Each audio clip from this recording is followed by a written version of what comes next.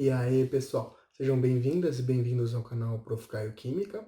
Continuando com o nosso curso de Química Geral para o ensino superior, eh, vamos abordar agora um conjunto de aulas sobre a parte de reações, balanceamento de reações, conceito de mol, relação desse conceito de mol com número de partículas e massa molar, vamos falar de estequiometria, cálculo de reagente limitante em excesso e rendimento de reações. Nesta aula a gente vai começar a falar um pouco mais sobre reações e balanceamento de equações químicas. Quer aprender um pouco mais sobre isso? Se sim, vem comigo então.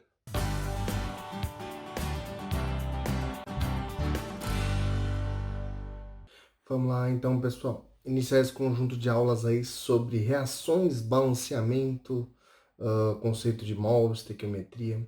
Nesta aula a gente vai iniciar sobre a parte de reações e balanceamento principalmente, né? Sempre que a gente fala de reações químicas, o que é necessário a gente saber sobre qualquer tipo de reação química que acontece na natureza? Que nesse tipo de processo, normalmente há uma transformação química da matéria. O que significa eu falar em uma transformação química da matéria? Significa eu falar que altera a composição dela a partir do momento que ocorre uma reação química. Então a matéria tinha uma certa composição em que os átomos estavam ligados de alguma maneira, se for uma molécula, por exemplo, e a partir do momento que ocorreu essa reação química, a composição dessa matéria muda. Então, uma coisa que a gente precisa destacar primeiramente quando vai falar de qualquer reação química é isso aqui: transformação química que altera a composição química da matéria. Pode ser de um reagente só que se decompõe, por exemplo, e forma diferentes substâncias. Podem ser dois reagentes, um reagindo com o outro e transformando-se em uma ou duas ou três substâncias. Aí depende da peculiaridade de cada tipo de reação química. Mas aqui eu coloquei, tipo, uma reação química genérica que é representada por o que a gente chama de uma equação química. Então, assim, sempre que a gente vai representar uma reação química de alguma maneira, assim, dizer a reação química ocorre de tal maneira, tal coisa reage com outra coisa e forma determinada coisa, como que a gente representa isso? A gente representa isso a partir de uma que a gente chama de uma equação química, que é muito similar à matemática, que a gente fala como que a gente representa uma equação matemática. Representa lá x mais y igual a blá blá blá. Então, assim, tem uma forma de representar as equações matemáticas, assim como também tem uma forma de representar as reações químicas a partir das equações químicas. Então, como que representa qualquer reação química? Normalmente, as substâncias que se tem no início e vão reagir, por exemplo, pelo próprio nome de que as substâncias que vão reagir, o que a gente vai chamar? A gente vai chamar de reagente. E normalmente, após a reação química ocorrer e a transformação, por exemplo, química para outras substâncias, isso vai ser chamado de produtos. Então, aqui eu coloquei uma reação genérica de um certo reagente A reagindo com o reagente B e se transformando em um produto C mais outro produto D. Então, tipo, é assim que a gente representa qualquer tipo de equação química para representar a reação, né? Ah, lembrando que normalmente esses compostos A, B, C e D que eu coloquei aqui genéricos são representados normalmente numa equação química pela fórmula química do composto. Então, no caso, se a gente fosse representar a água nesse processo, qual que é a fórmula química da água? H2O, né? Então, a gente representaria, num caso como esse, a água como H2O numa equação química. Assim como todas as outras substâncias têm lá a sua proporção de átomos que interagem um com o outro para formar a substância, e a forma que a gente vai representar normalmente é essa fórmula química da substância, né? Então, vamos então fazer uma leitura dessa reação química, como que ela está representada aqui. Então, a gente tem que o reagente A, né, ele, no estado gasoso. Então, isso é uma coisa importante também nas equações químicas. Os estados físicos das substâncias Normalmente, eles vão estar representados sempre como um subscrito entre parênteses por essas letrinhas. Então, por exemplo, esse Gzinho aqui é o estado gasoso. Então, estado físico gasoso. Então, ó, se a gente representar por esse Lzinho aqui, o estado físico líquido. O S, por exemplo, estado físico sólido. E assim vai. Então, dependendo do estado físico que a substância se encontra, normalmente é comum representar esse estado físico a partir desse subscrito entre parênteses. Né? Então, vai estar a fórmula química da substância e um subscrito entre parênteses, o estado físico que essa substância está. Então, como que a gente faria a leitura disso aqui? A substância A, ou o reagente A, no estado físico gasoso, normalmente quando eu tenho esse mais aqui, é justamente tipo que um vai reagir com o outro, né? Então esse mais representa que quando tem mais de um tipo de reagente, um vai reagir com o outro. Então, ó, a substância A no estado físico gasoso vai reagir com a substância ou reagente B no estado físico líquido. Essa setinha, normalmente a gente representa como produzindo alguma coisa ou se transformando em alguma substância. Então a gente pode fazer essa leitura dessa normalmente quando a gente representa por essa setinha. Então, ó, substância A no estado físico gasoso reage com a substância B no estado físico líquido, se transformando em produzindo a substância C no estado físico gasoso mais a substância D no estado físico sólido. Então é dessa forma que a gente faria a leitura numa reação como essa. Então, tudo que está antes da setinha é o que vai reagir, então o que está no início, substâncias iniciais, e o que está depois dessa setinha é o que reagiu e se transformou em outras substâncias que a gente vai chamar de produto. Beleza, até aí? Então vocês vão ver que é muito comum a gente fazer esse tipo de representação. Aqui eu coloquei só para efeito de exemplo uma reação do gás hidrogênio, por exemplo, que a gente até poderia aqui representar para ficar mais completa no estado gasoso aqui, reagindo com o gás oxigênio e produzindo água, né? Então, como que a gente faria a leitura aqui? Que duas moléculas do gás hidrogênio reagem com uma molécula do gás oxigênio, produzindo duas moléculas de água. Então, nessa proporção aqui, ó, duas do H2, né? Reagindo com uma do O2, produzindo duas, ó, do H2O. Então, é dessa forma mais ou menos que a gente vai representar, certo? E lembrando que normalmente qualquer reação química ela vai sempre ocorrer de alguma forma que tenha um rearranjo dos átomos que compõem essa substância para formar as novas substâncias.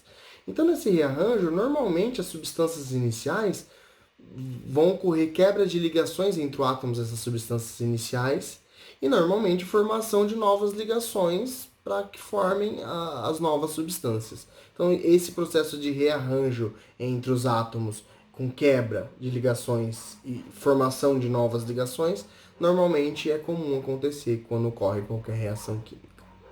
Certo? Beleza, mas toda vez que a gente fala numa reação química, é comum a gente salientar que sempre que ocorre uma reação química, os átomos eles podem até se rearranjar um com o outro. Só que os átomos que estão envolvidos ali no processo, quando uma substância se transforma em outra, eles não vão sumir do nada. Então, como a gente diz, os átomos eles não são criados nem destruídos. O que vai haver na realidade é só um rearranjo desses átomos para formar as novas substâncias, quando ocorre qualquer tipo de reação química. Então, nessa reação, o que é comum é sempre haver uma igualdade entre os átomos de cada elemento que estão nos reagentes e que vão ser formados depois nos produtos.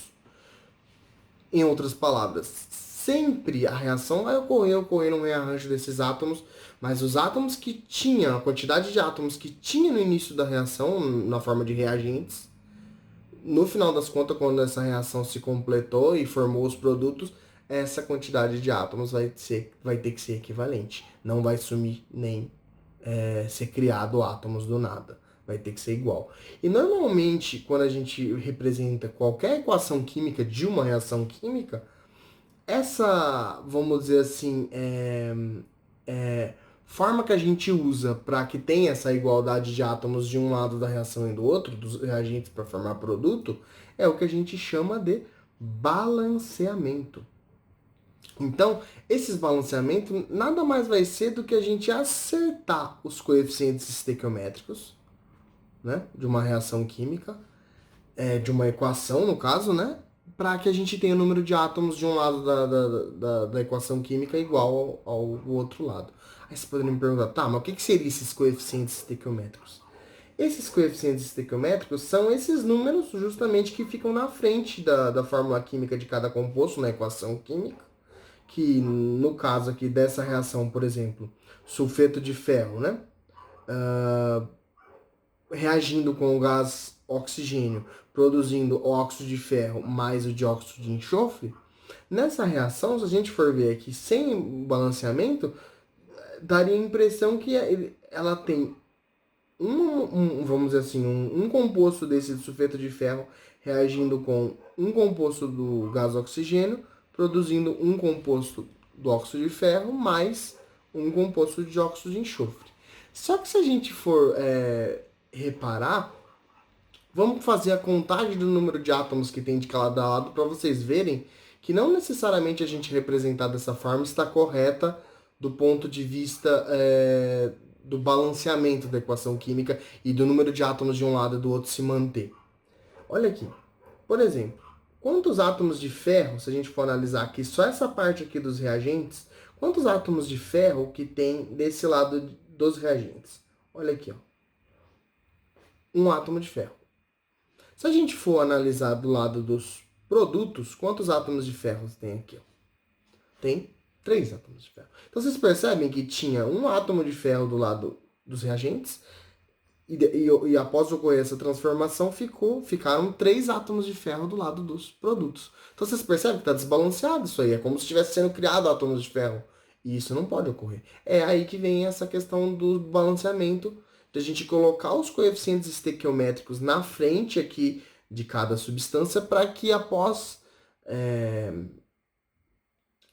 esse coeficiente estequiométrico ter colocado, faça com que essa proporção deixe todos os átomos de cada lado da equação química iguais, então em quantidades iguais. Então, num caso como esse aqui, como tem um ferro do lado dos reagentes e 3 do lado dos produtos, o que vai ser feito aqui então? Vai ser colocado um coeficiente estequiométrico de 3 aqui, para que 3 vezes um ferro que está na fórmula química do sulfeto de ferro, fique 3 ferros do lado do reagente, igualando aqui aos 3 ferros que também tem do lado dos produtos. Aí a gente vai fazer isso para cada átomo que forma as substâncias. Então, se tem, por exemplo, nessa equação química, tem ferro, tem enxofre, que é o sulfeto aqui, né? E tem oxigênio, então a gente vai ter que fazer com que todos esses átomos, o ferro, o enxofre e o oxigênio dos dois lados da equação química fiquem iguais entre eles, né? Então, a gente colocando esse 3 aqui já igualou a quantidade de ferro, só que o que aconteceu aqui com a quantidade de enxofre? Vamos ver. A partir do momento que a gente colocou esse 3 aqui na frente, vamos falar no início primeiro. Ó. No início tinha 2 enxofres do lado dos reagentes e um enxofre aqui só do lado dos produtos. A partir do momento que a gente colocou esse 3 aqui para fazer com que fique 3 ferros de cada lado, a gente altera o número de enxofre aqui também, porque o enxofre tá na fórmula aqui também. Então, vai ser como se a gente fizesse 3 vezes 2 aqui, ó, enxofre. Então vai ficar 6 átomos de enxofre aqui do lado dos reagentes. Teria só um átomo de enxofre do lado dos produtos. Então, o que a gente vai fazer para poder igualar 6 enxofres de cada lado? Colocar esses 6 aqui na frente. Aí vai ficar 6 enxofres de cada lado. Aí, a partir do momento que a gente fez isso, a gente tem também balanceado o número de enxofres. Então, são 6 enxofres do lado dos reagentes, 3 vezes 2 aqui, e 6 enxofre do lado dos produtos, 6 vezes 1 aqui, tá vendo? Beleza, agora quem que falta a gente terminar de balancear? O oxigênio. Se a gente for ver, depois que a gente já colocou esses coeficientes 3 e 6 aqui, antes de colocar esse 8, quanto que ficaria aqui a proporção do oxigênio? Ficaria, antes de colocar esse 8, ficaria 2 oxigênio do lado dos reagentes e 6 vezes 2, né? Porque esse 6 aqui também multiplica aqui por essa quantidade de oxigênio que no início eram 2. Lembrando que a gente também tem que somar com essa quantidade de oxigênio que tem aqui também no óxido de ferro. Então vai ficar 6 vezes 2, depois que a gente colocou esse 6, né? Vai ficar 12. 12 mais 4, porque tem mais 4 aqui nessa fórmula do óxido de ferro, vai ficar 16. Então, desse lado dos produtos, tem 16 oxigênios. Então, quantos oxigênios tem que ter também do lado dos reagentes? Também 16. Então, o que a gente vai colocar aqui? Como tinha 2 antes, coloca esse número 8 aqui, para que 8 vezes 2 fique 16 oxigênios também. Então, a partir do momento que a gente colocou esses coeficientes aqui, 3, 8, aqui a gente não precisou colocar, então fica implícito que é 1 aqui, né? E 6, essa reação a gente diz que está balanceada, porque o número de átomos de cada elemento que tem do lado dos reagentes fica igual ao número de átomos de cada elemento que tem do lado dos produtos. 3 ferros de cada lado, 6 enxofres de cada lado e 16 oxigênios de cada lado. É isso que vocês vão precisar fazer para todas as reações. Todas as reações elas precisam estar balanceadas para fazer qualquer coisa com essa reação, porque a proporção que a reação vai ocorrer é justamente nessa proporção do balanceamento. Então, uma reação como essa aqui que eu coloquei, ela vai ocorrer nessa proporção. 3 compostos do sulfeto de ferro vai reagir com 8 do gás oxigênio, produzindo 1 do óxido de ferro mais 6 do dióxido de enxofre. Sempre nessa proporção, beleza? Quando a gente fala de balanceamento, esse método que a gente usou aqui para balancear essa que já estava balanceada, a gente vai fazer alguns exemplos logo em seguida, a gente se utilizou do método que a gente chama de balanceamento por tentativa e erro, que é a gente ir colocando os coeficientes estequiométricos conforme a gente veja qual que está a diferença de um lado para o outro entre os átomos. Então vai ser um método que a gente vai se utilizar comumente para fazer o balanceamento. Só que além desse método de tentativa e erro, que a gente nos 2 primeiros exemplos vai usar ele só para a gente ver como é que a gente costuma fazer por esse método, nem sempre é um método que vai ser muito fácil dependendo do tipo de reação. Aí um outro método que a gente pode utilizar para fazer o balanceamento é o que a gente chama de balanceamento pelo método algébrico, que aí a gente vai se utilizar de um sisteminha de equações para que a gente consiga, a partir dos cálculos com esse sisteminha de equações, calcular qual que é o valor de cada um dos coeficientes estequiométricos na frente de cada composto que está presente na reação química. Beleza? Então vamos por partes. Primeiro vamos fazer 2 exemplos aqui do método de balanceamento, do balanceamento pelo método de tentativa e erro. Vamos lá. Temos uma reação como essa aqui, ó, do SO2 reagindo com NaOH e produzindo o Na2SO3 mais H2O. Ok. Vamos então ver se essa reação está balanceada primeiramente, para depois a gente ver a necessidade do balanceamento. Para ver se a reação está balanceada, a gente vai começar a tentar ver os átomos que estão presentes de um lado, do lado dos reagentes, se eles estão iguais ao número de átomos que está no lado dos produtos. Então vamos analisar assim, ó. Normalmente, eu já vou dar um conselho para vocês nesse método de tentativa e erro. É comum sempre a gente começar a fazer o balanceamento, tipo, normalmente facilita a gente começar a fazer o balanceamento verificando os metais primeiro. Depois a gente verifica os ametais, né? É comum em seguida a gente verificar o carbono ou hidrogênio, que no caso o carbono é um ametal também, né? Só que, tipo, normalmente quando a gente fala dos ametais, vamos falar que exceto carbono, e no caso então a gente pode colocar aqui que o próximo seria para balancear o carbono, né? Os ametais, exceto carbono, aí o carbono, depois segue a ordem para balancear o hidrogênio. Normalmente é comum facilitar quando a gente balanceia dessa forma.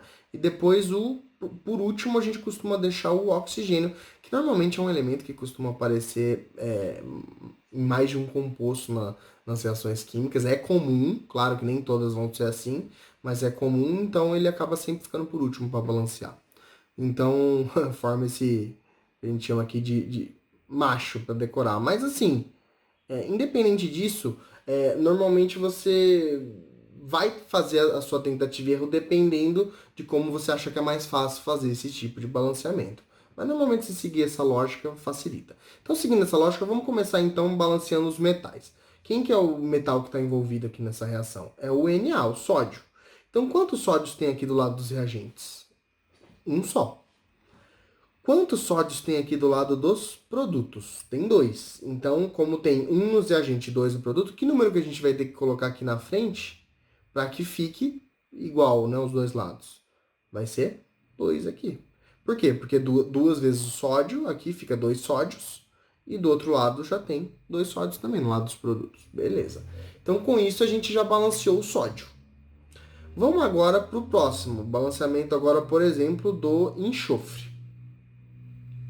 Se a gente for verificar, porque por exemplo é o ametal, né?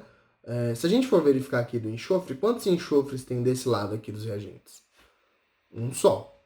E aqui do lado dos produtos? Um também.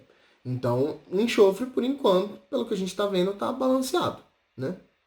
É comum, às vezes, pessoal, a gente passar por um certo elemento, ele estar balanceado, e quando a gente colocar os coeficientes estequiométricos para balancear outro elemento, a gente desbalancear o elemento que já estava balanceado. Às vezes pode acontecer isso.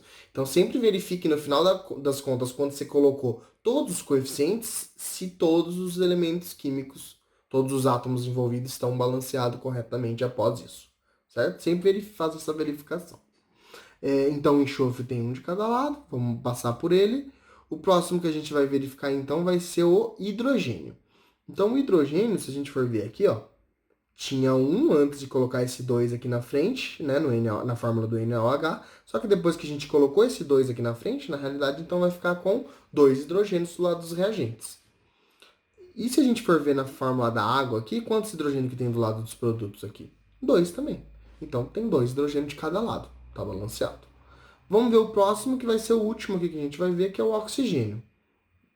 Olha por que a gente deixou o oxigênio por último. Porque ele costuma aparecer, ó, ele aparece tanto aqui nessa fórmula, O2, então tem dois, SO2, né? No caso que tem dois oxigênios, e ele também aparece aqui no NaOH. E do outro lado também ele aparece aqui na fórmula e também na fórmula da água. Então, como o oxigênio ele costuma aparecer bastante nas diferentes substâncias, é comum a gente deixar ele por último, porque dificulta um pouquinho para balancear. Então, vamos verificar aqui. Dois oxigênios no SO2, mas só tinha um no NaOH, mas quando a gente multiplica por esse 2 aqui que a gente colocou como coeficiente estequiométrico, vai ficar 2 também no NaOH. Então, 2 mais 2 dá 4, então tem 4 oxigênios do lado dos reagentes. Vamos ver do lado dos produtos. Tem 3 oxigênios aqui, nessa do Na2SO3, mais um oxigênio aqui da água. Então, no final das contas, 3 mais 1 também tem 4. Ou seja, gente, só colocando esse doisinho aqui, a gente já conseguiu balancear essa equação química. A equação química dessa reação. Então, qual que vai ser a proporção aqui nesse balanceamento? Vai ser 1 do SO2, vai reagir com 2 do NaOH e vai produzir 1 do Na2SO3 mais 1 da água. Então, essa é a proporção que a gente chama de proporção estequiométrica dessa reação. Beleza? Então, tá balanceada a reação. Vamos ver do próximo agora por esse mesmo método tentativa e erro. Vamos começar tentando balancear pelo metal, que no caso é o alumínio. Temos aqui então uma reação do alumínio metálico, reagindo com o Cl2, o gás cloro, né? Vocês percebem que nessas reações eu não estou mostrando os estados físicos das substâncias. Poderia ser mostrado se quisesse colocar de forma mais completa, mas é comum também em alguns casos aparecer equações químicas que a reação está sendo mostrada sem os estados físicos. É uma forma mais incompleta de mostrar a equação química, mas é comum aparecer dessa forma também. Então temos aqui o alumínio reagindo com Cl2 e produzindo o composto AlCl3. Ok. Vamos ver então se essa reação está balanceada. Quantos alumínios tem do lado dos reagentes por enquanto? Um. Quantos alumínios tem aqui no lado dos produtos? Um também. Então, por enquanto, o alumínio está balanceado. Vamos agora tentar balancear o cloro. Quantos cloros tem aqui do lado dos reagentes? Dois. E do lado dos produtos? Tem três. Você percebe? Tem dois lados reagentes e três lados produtos. A gente vai ter que balancear de alguma forma. Como que a gente vai fazer, então, para balancear num caso como esse? Se a gente, tipo, só multiplicar um deles, vai acontecer que, tipo, para a gente conseguir igualar o número dos dois, a gente vai ter que acabar multiplicando por exemplo, 1,5 aqui, um número tipo, então, um número decimal, vamos dizer assim, não um número inteiro, o que vai complicar esse balanceamento nesse caso. Você até poderia multiplicar aqui só por 1,5, mas normalmente é comum a gente colocar os coeficientes estequiométricos das reações em números inteiros. Então você até poderia multiplicar aqui por 1,5, mas você depois precisaria multiplicar toda essa equação química por algum número que faça todos ficar inteiro, porque é mais comum a gente mostrar esses coeficientes estequiométricos tudo com número inteiro. Não que a gente deixar 1,5 ali, mantendo essa proporção, estaria totalmente errado. Não, você já colocou na proporção correta, mas normalmente é conveniente a gente mostrar essa proporção tudo com número inteiro. Então, o que a gente poderia fazer aqui, então? Colocar um 2 aqui, porque aí vai ficar 2 vezes 2, 4 cloros. E concordam comigo? Um 3 aqui, ó. Não, desculpa.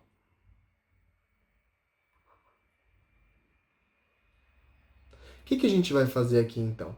A gente pode colocar um 3 aqui, que aí vai ficar 3 vezes 2, vai ficar 6, 6 cloro, no caso, né? E colocar, por exemplo, um 2 aqui. Porque aí vai ficar 2 vezes 3 cloros, né? Vai ficar 6 cloros também. Então a gente já igualou dos cloros. Só que, lembra que eu falei para vocês que às vezes quando você balanceia um elemento químico, você acaba desbalanceando o outro que estava antes balanceado. Isso pode acontecer. Que foi o que aconteceu quando a gente colocou esse 2 aqui na frente. Porque agora, antes era um alumínio para cada lado, agora ficou dois alumínios desse lado quando a gente colocou esse 2 aqui. Então, o que a gente vai precisar fazer aqui para fazer com que fique dois alumínios de cada lado? Colocar um 2 aqui na frente também. Com isso, a gente tem todos balanceados agora. Então, nessa proporção aqui de 2 alumínios, reage com 3 Cl2 para produzir 2 AlCl3. Então, esse é o balanceamento dessa reação. Uma coisa, sempre que vocês forem fazer o balanceamento, nunca faça o balanceamento alterando aqui a fórmula química do composto. Isso nunca se faz num balanceamento químico. O balanceamento químico sempre é colocar o coeficiente estequiométrico na frente do composto, que já tem uma fórmula química fixa. Então, sempre que você for balancear, sempre coloque o coeficiente estequiométrico assim, na frente da fórmula química do composto, sem mudar a fórmula química dos compostos que estão envolvidos nessa reação. Beleza? Então, porque se você muda a fórmula química do composto, na realidade você está mudando o composto. Então, isso não se faz normalmente no balanceamento químico. Você só adiciona os coeficientes estequiométricos na frente, porque os coeficientes estequiométricos vai ser relacionado com a quantidade daquele composto. E não mudar a fórmula do composto. Beleza? Então, com isso, a gente já tem esse balanceamento aqui da B. Vamos agora fazer um balanceamento utilizando um outro método, que é o método algébrico. Que assim, a gente poderia tentar balancear essa reação aqui pelo método tentativa e erro igual a gente estava fazendo? Poderia. É um método que pode ser utilizado. Mas em alguns casos, quando os coeficientes estequiométricos que fica aqui na frente dificulta um pouco o balanceamento, ou eles ficam valores muito altos, é comum às vezes a gente se utilizar de um método que é um método mais exato, matemático, que o método que a gente chama de método algébrico, que vai fazer com que a gente consiga encontrar matematicamente o valor de cada um desses coeficientes. Como que a gente faz esse método algébrico? Normalmente, a gente primeiro vai colocar aqui as letras, como se a gente não soubesse ainda o valor, para que a gente possa montar o sisteminha de equações. Então, a gente coloca aqui, ó, por exemplo, A aqui para o coeficiente que vai ficar na frente do C4H10O. Aí na frente do O2 a gente coloca, por exemplo, aqui B, que é o outro coeficiente. Na frente do CO2 a gente pode colocar um Czinho aqui. E na frente do H2O um Dzinho aqui. A letra que você vai escolher tanto faz. O que importa é que no final das contas você vai descobrir o valor que vai ser associado a essa letrinha que a gente vai montar o sisteminha de equações. Aí vem a dúvida. Como que a gente vai montar esse sistema de equação? Normalmente, a gente vai fazer um sisteminha de equação para cada um dos elementos químicos que estão envolvidos nessa reação. Então, por exemplo, nessa reação a gente tem envolvido o carbono, né? Tem o hidrogênio e tem o oxigênio. São os únicos três elementos que estão envolvidos nessa reação. Então, no final das contas, a gente vai fazer, no caso dessa reação, três equaçõezinhas. Uma para o carbono, uma para o hidrogênio e uma para o oxigênio. Professor, se tivesse mais elementos envolvidos nas reações, a gente faria mais uma equação? Ou mais duas equações, dependendo do número de elementos? Sim. Então, sempre o número de equações vão ser relativos ao número de elementos. Então, se tiver 4 elementos envolvidos ali nas fórmulas químicas, na equação química, vocês vão fazer 4 equações químicas. 4 equações matemáticas, na realidade, nesse caso. Certo? Então, como que a gente vai fazer essa equação primeiro para o carbono? A gente vai pegar aqui e só o número de átomos de carbono que está nessa fórmula aqui. Quantos carbonos tem nessa fórmula aqui? Ó? Tem 4. A gente vai multiplicar esse 4 pelo coeficiente estequiométrico, que a gente ainda não sabe. Então vai ficar 4 vezes A. Então vai ficar 4A, só para o carbono. Aí tem mais algum carbono aqui no lado dos reagentes? Não. Então o que a gente vai fazer quando passa para o outro lado para analisar os produtos? A gente coloca um igual aqui. Igual. Agora a gente analisa do carbono do lado dos produtos. Quantos carbonos tem aqui, ó, na fórmula do CO2? Um só. Só que a gente vai fazer uma vezes C, que vai ficar C. Um C, né? C. Então a gente já sabe... E tem mais algum carbono aqui? Não, né? Então a gente já sabe que essa primeira equação vai ser 4A igual a C. Beleza? Vamos agora ver para o hidrogênio. Para o hidrogênio, quantos hidrogênios tem aqui nessa fórmula? Tem 10. Né? Então a gente vai fazer 10 vezes A. Porque esse A, lembra, esse A na realidade ele está multiplicando todos eles aqui. Ó. Então por isso que é importante a gente, na hora que a gente colocar o coeficiente, a gente analisar se todos os elementos estão balanceados da forma correta, porque esse coeficiente vai influenciar no número de todos os elementos que estão envolvidos na fórmula química. Vamos lá então. Tem 10 hidrogênios vezes A, vai ficar 10. Tem mais algum hidrogênio do lado dos reagentes? Não. Então a gente vai colocar um igual aqui. Vamos procurar agora hidrogênio aqui no lado dos produtos. H2 aqui, ó. H2O no caso, né? Mas a gente está pegando só o hidrogênio. Então tem 2 hidrogênios aqui, que a gente vai fazer vezes D. Então vai ficar 10A igual a 2D. E para o oxigênio, por último, que ele vai aparecer aqui duas vezes. Ó, ele aparece tanto no C4H10O como no O2. E do outro lado também ele aparece duas vezes. Então, como que a gente vai fazer num caso como esse? A gente vai colocar, só que somando, vocês vão ver. Vocês vão ver. Quantos oxigênio tem nessa fórmula aqui? Um só. Só que a gente vai multiplicar ele pelo A, que está aqui na frente, que é o coeficiente estequiométrico. Então, uma vezes A. Só que concordam que tem mais um oxigênio aqui na outra substância, que é o O2? Então, a gente vai colocar um sinal. Vamos colocar um mais aqui, porque ele também está envolvido aqui relacionado com o coeficiente estequiométrico B. Então a gente vai fazer A, que é o oxigênio que está aqui no C4H10O, mais quantos oxigênios que tem aqui na fórmula do O2? Tem 2, vezes B. Então vai ficar A mais 2B. Tem mais oxigênio aqui? Não. Então aí a gente vem com o igual para analisar agora nos produtos. Analisa do primeiro aqui, ó. 2 oxigênios, 2 vezes C. Vai ficar 2C. Mais, porque tem um oxigênio aqui na água também, tem um oxigênio na água vezes D. Então vai ficar D aqui, um D, né? D. Pronto, montamos todas as equações necessárias para fazer esses cálculos. Só que o que a gente vai fazer agora? Normalmente, sempre o valor de pelo menos uma dessas variáveis aqui, de um desses coeficientes, normalmente a gente vai ter que escolher esse valor. Ah, professor, mas se eu escolher o valor errado, depois você pode fazer esse ajuste. multiplicando o valor de todos por um certo número ou dividindo por um certo número para fazer com que fique os menores inteiros possíveis nesses coeficientes estequiométricos. Normalmente é comum, vamos escolher aqui para o A, é comum a gente escolher um valor baixo para facilitar as contas, né? Então, por exemplo, vamos escolher que o A é igual a 1. Então, esse vai ser o valor que a gente vai escolher para um deles. A igual a 1. Agora a gente vai calcular proporcionalmente quanto que vai ser o valor dos outros quando A é igual a 1. É isso que a gente vai fazer. Então, vamos utilizar primeiro essa equação 1 aqui. Nessa equação 1 aqui, vamos fazer então aqui, ó. Quando A é igual a 1, qual que vai ser o valor do C? Vai ser 4 vezes 1, que vai ser 4. Então, o valor do C, num caso como esse, é 4. Beleza? Se o A é igual a 1, C é igual a 4. Vamos agora calcular, utilizando essa outra fórmula aqui, o valor do D, por exemplo, porque a gente já tem o valor do A. Vai ficar assim, ó. 2D é igual a 10 vezes 1, né? Se a gente for continuar essa continha aqui, vai ficar 2D igual a 10, D igual a 10 sobre 2, então D igual a 5. Então, com isso, a gente descobre o valor do D também, quando A é igual a 1. Vamos agora, por último, descobrir o valor do B, que só está presente aqui nessa última equação química. A gente já sabe o valor do A, que é 1, então a gente continua aqui, ó. Essa aqui a gente vamos passar para cá, então. Vai ficar 1, que é o valor do A, mais 2B, por enquanto a gente não sabe o valor do B, né?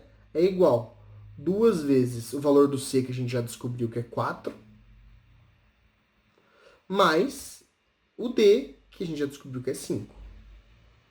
Então, agora a gente só rearranja aqui, vai ficar, para isolar o B, né? 2B, a gente passa 1 para lá, vai ficar 2 vezes 4 dá 8, mais 5, 1 a gente passou para lá, vai ficar menos 1.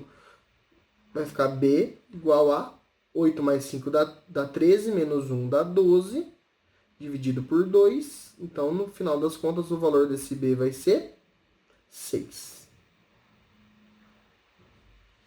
Ou seja, já descobrimos o valor de todos eles. A, B, C e D. Então, esses são os menores valores inteiros possíveis para todos eles, mantendo essa proporção? Sim, porque a gente escolheu A igual a 1, né? Então, no final das contas, esses são os menores valores inteiros possíveis. Professor, e se quando eu colocasse o A igual a 1, algum deles, ou o B, o C, o D, tanto faz, tivesse dado número decimal, tivesse dado, por exemplo, a 2,5. O que você iria fazer num caso como esse? Aí você teria que multiplicar o valor de todos eles, inclusive do 1 que você escolheu, por exemplo, para o A. Você multiplica o valor de todos eles pelo menor número possível, que faz todos os números se tornarem inteiros. Então, se um deles é 2,5, que número que você tem que multiplicar para fazer o 2,5 ficar um número inteiro? Por exemplo, por 2. Porque 2,5 vezes 2 vai ficar 5. Só que para não mudar a proporção entre esses coeficientes, vocês vão ter que multiplicar todos eles por 2. Então, no final é isso que vocês vão fazer. Mesmo que você escolha A igual a 1 e ele não seja 1 porque o valor dos outros dê um número decimal, você faz com que, por exemplo, para esse número decimal você precise multiplicar por 2, por 3, por 4, tanto faz. A única coisa que você vai fazer é que você vai multiplicar todos os coeficientes que você descobriu na proporção pelo mesmo número para que você consiga obter os menores números inteiros possíveis num caso como esse.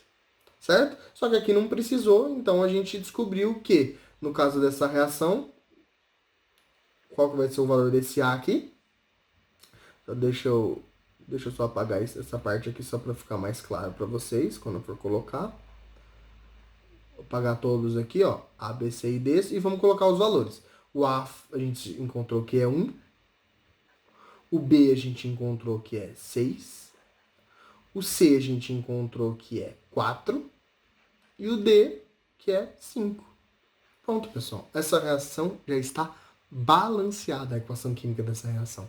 Vamos conferir, só para vocês verem? Esse método algébrico, isso é uma coisa legal dele. Sempre que você calculou, achou a proporção, você já encontrou os valores. Então, tipo, normalmente sempre tá certo. Vamos só conferir para vocês verem que esse método algébrico deu certo. Olha aqui. Então, vamos conferir primeiro para o carbono. 1 vezes 4, então tem 4 carbonos desse lado dos reagentes. Vamos ver do lado de lá. 4 vezes 1 aqui, ó. 4 carbonos também do lado de lá. Vamos ver agora para o hidrogênio. Tem 10 hidrogênios aqui, vezes 1, né? Então, 10.